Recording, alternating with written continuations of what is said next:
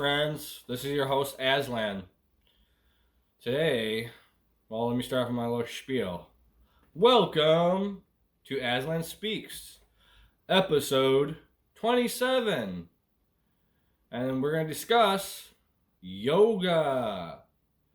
So, what is yoga? It'll be the topic of today.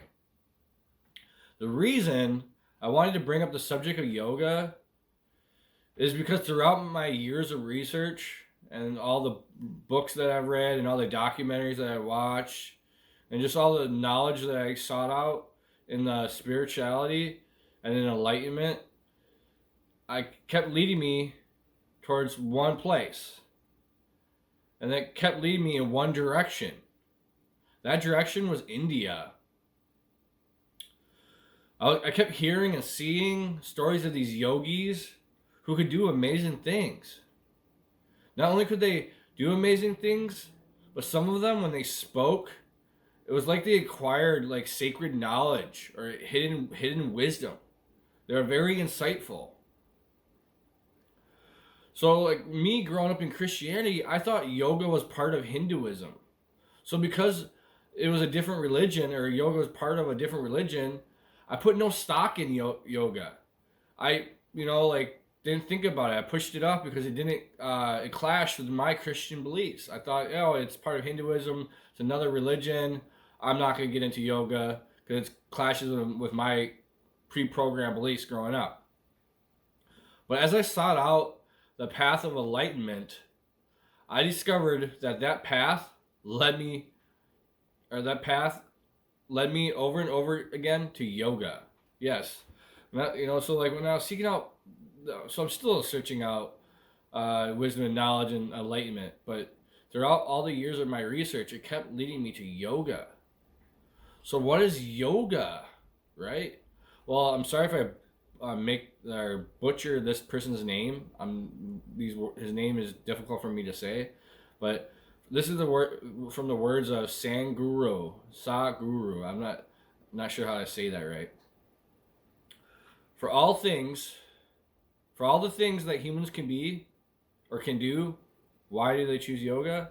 Because everything human beings can do is an expression of who they are. Somebody sings a song, somebody dances, somebody writes a book, somebody paints a picture, someone creates a YouTube video.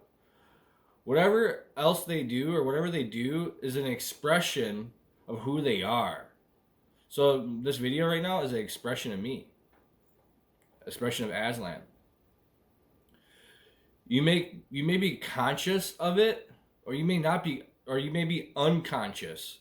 So whatever you do in life is an expression of you, depending on what you pick. You might be able to play the violin or the guitar really well, and that's an expression of you. But you may be conscious of it or unconscious of it. But still, everything that you say and everything that you do, everything that comes out of you is an expression of who you are. Yes, it's an expression of who you are. So yoga, in a way, is the direct opposite because it's not the expression of who you are. Yoga is about determining who you are going to become. It's about determining, it's about determining. Yoga helps you determine on what you want to be. Determining the right fundamentals of one's existence. So yoga helps you find or develop the right fundamentals to help you with your existence here on Earth or in this life. It has been scientifically proven it's been scientifically proven that the chemistry in their brain I'm stumbling a little bit here. Sorry, guys. It's been scientifically proven that yoga can change or alter this chemistry in the brain and your physical body. So there has been health benefits that can scientifically proven that yoga can help transform you. So I suggest practice yoga if you're interested in it. So yoga is about determining the nature of who you want to become. It helps change you. Yoga helps change the fundamentals of who you are. Yoga is a system of spiritual practices that can lead to an overall transformation of who you are. Yoga is a method or it's a technology that can shape who you are. So if you want transformation, if you want to become that beautiful butterfly in your life, yoga can help you achieve that. If you're always feeling stuck in your life and you don't know what to do, maybe you're a Christian and all you do is you pray and prayer is not doing anything for you. Maybe you got to try yoga. So yoga is not only physical, but it's mental and it's a spiritual practice that originated in ancient India. So this practice, yoga, it's been practiced for thousands and thousands of years. Like there's like rumors, like hearsay that before they were like writing even came to be and writing like books, that this was practiced thousands and thousands of years. There's even an ancient story in the Bhagavad Gita. I'm sorry if I butchered that. About like this explorer going to that part of the world in India, and he goes into this forest, this ancient forest, and he comes across like a tribe of people, and all their main focus, like this is like before even Hinduism, and they were just very spiritually awakened people, and they did not seek all the pleasures outside themselves. Basically, like they didn't seek all this external stuff, but they went internal. Like they were dedicated to the practice of exploring and awakening the divine within themselves. And some say that that's where like the Hinduism and yoga came from, is the ancient practicing of finding the divine within you. Instead of searching for God outside of you, they would search for God within themselves. The word yoga, yes, the word yoga. Are you ready for this?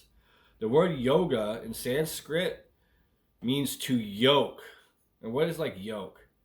You, like an egg, you yolk something together. Like we use eggs to bind like bread and certain stuff when we're cooking.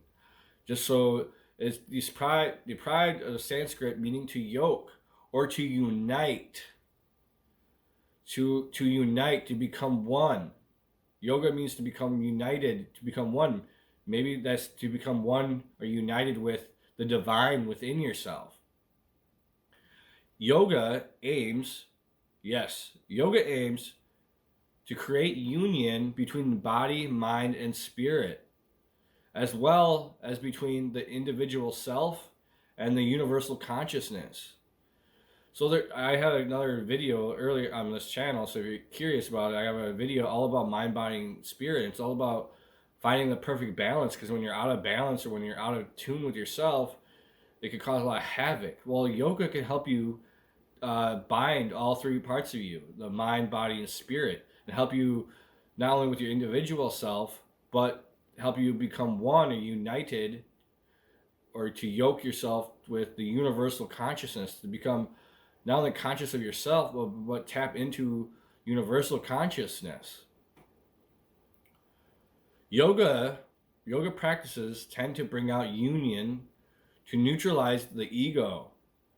That's the ego that the ego thoughts that are driven and your behaviors. So a lot of us who are unawakened or unconscious are driven by our ego mind or these emotions that we're not aware of. But yoga can help you neutralize the ego mind and all your negative or lower self behaviors. Practicing yoga may lead you to a spiritual awakening. And if you want to know what a spiritual awakening, and I have a video also on this channel, I think it's titled Awakening, or How to Awaken. Check that out. Even though there are many forms of yoga, they all emphasize on focusing on bringing together the mind, body, and the breath as a means of altering or shifting the consciousness, or shifting your consciousness. Do you want to shift your consciousness, guys? like when I started walking this path, like I started this journey in my early 20s where I was like, there has to be something more to life. And I was wondering, I'm like, is there more to the human body?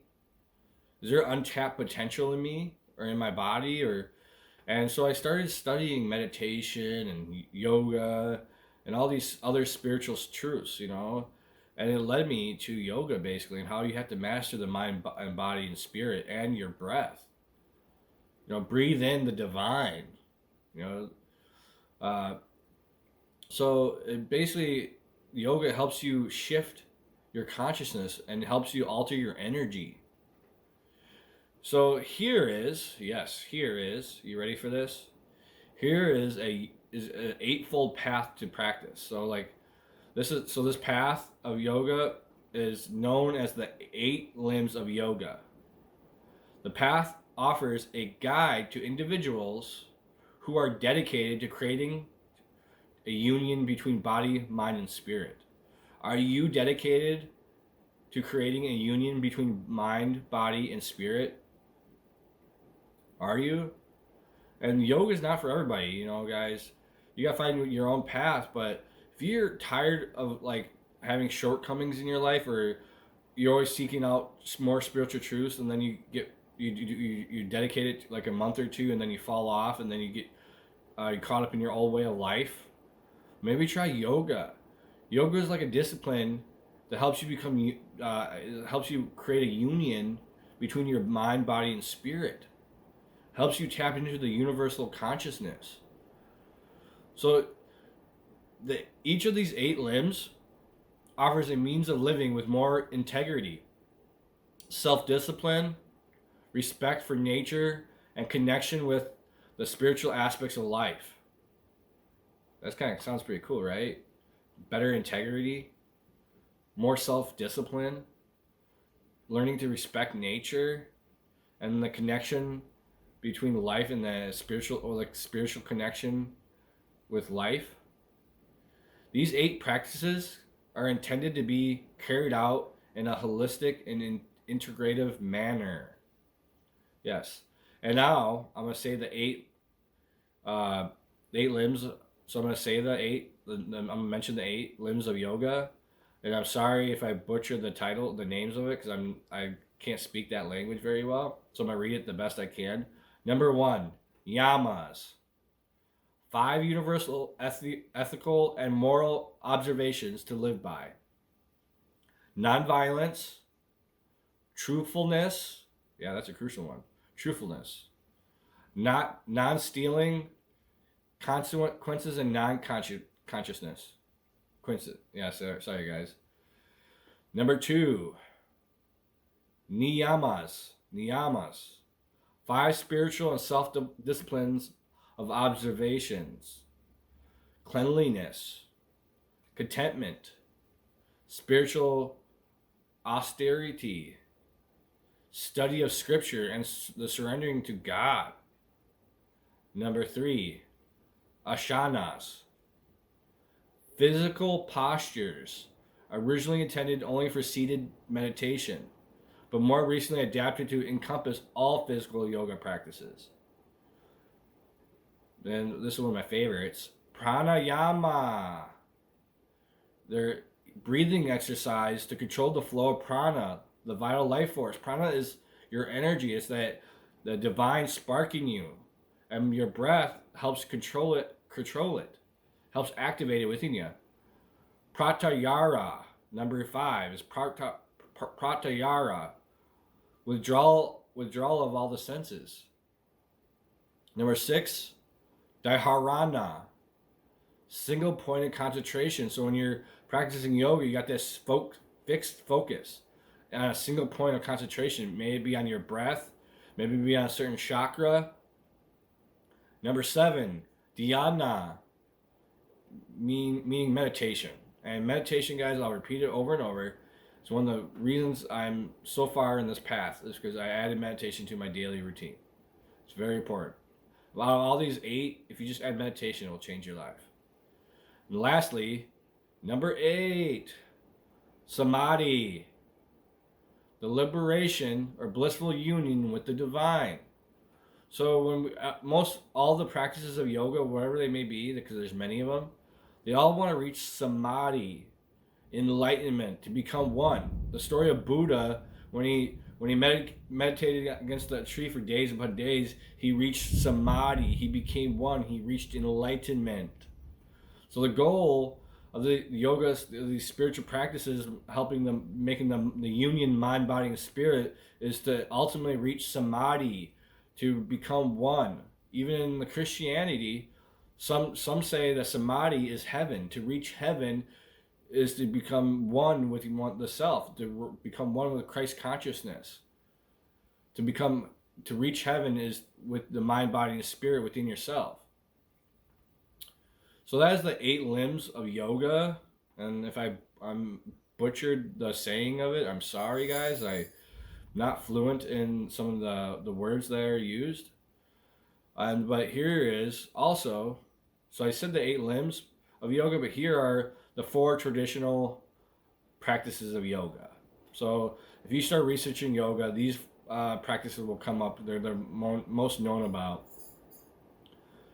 The number 1 is bhakti.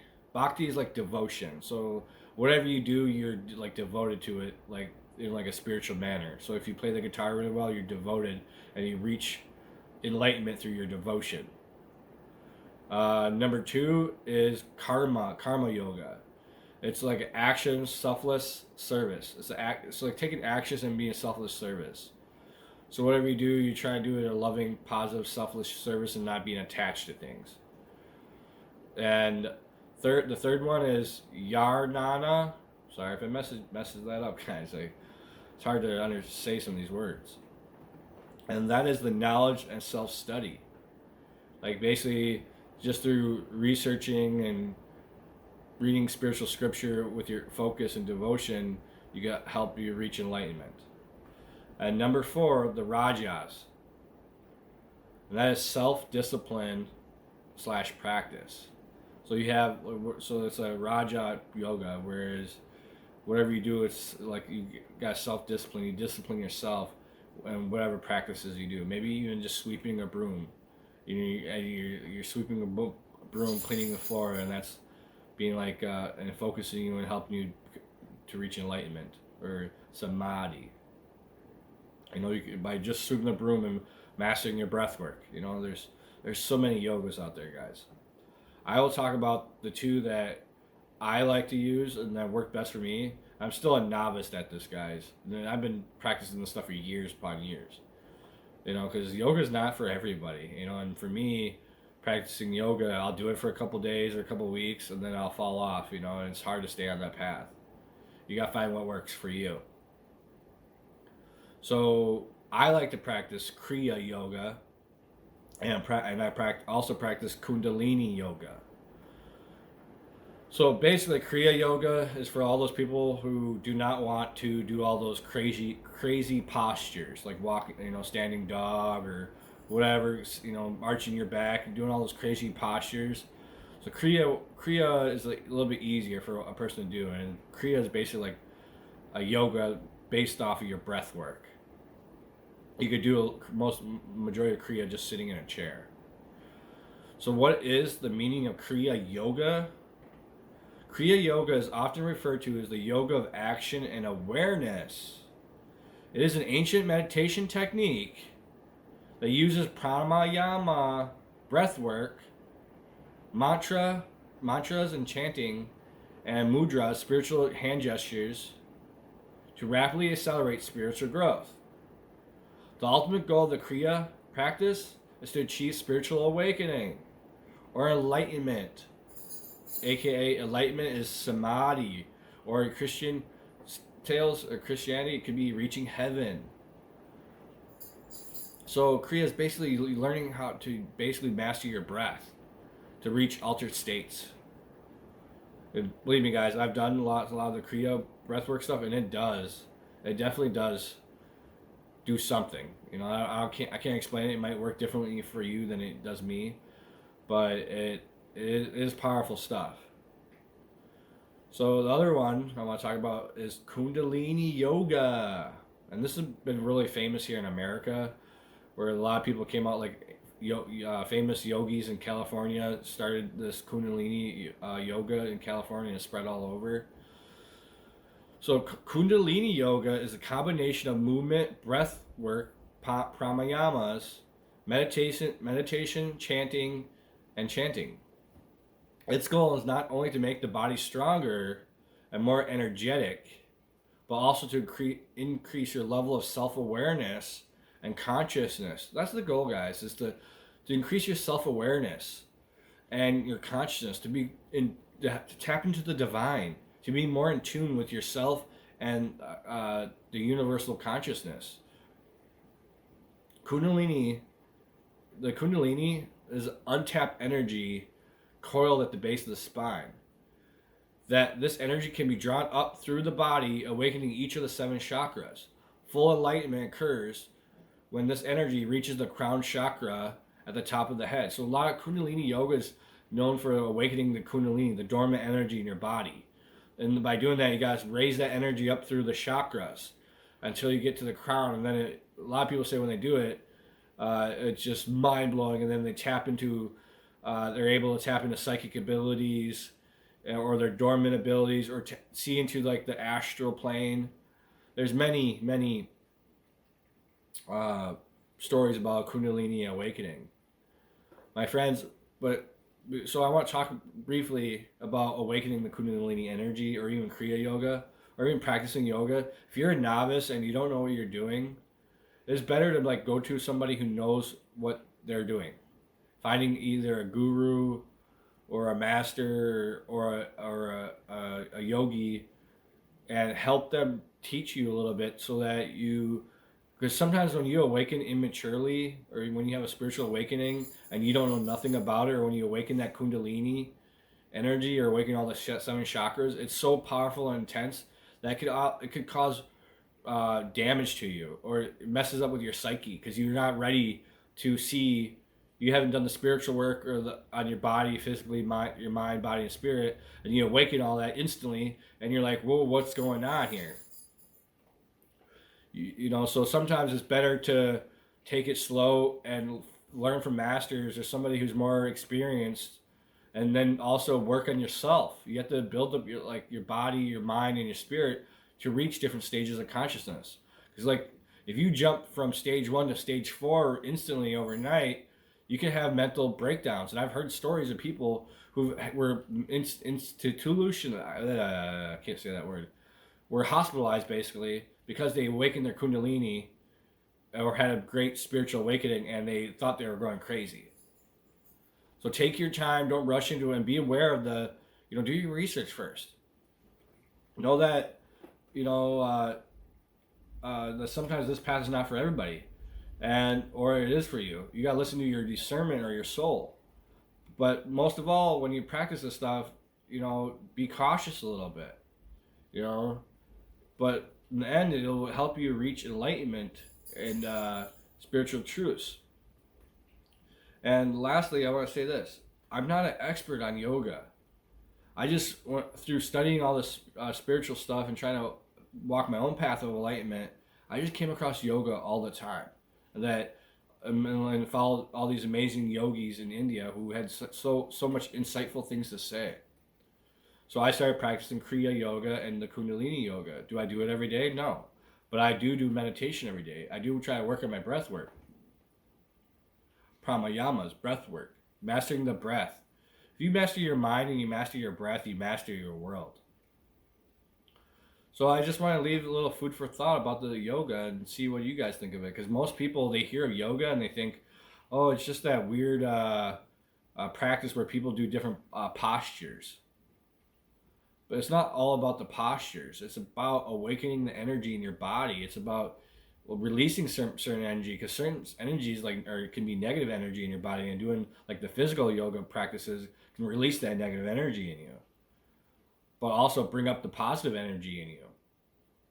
So there's so much more to yoga than most people realize, at least here in America. So just some food for thought, guys. With that, I'm going to leave it at that, and I hope this video was helpful. Hopefully maybe it inspired you to give yoga a try.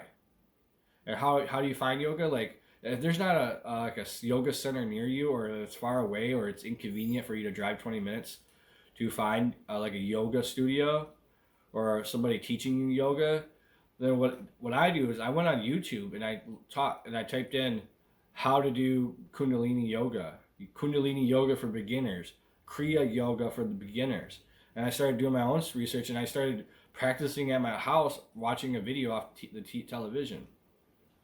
So I hope this video is helpful, my friends, and like and subscribe and share. Thank you guys. God bless you.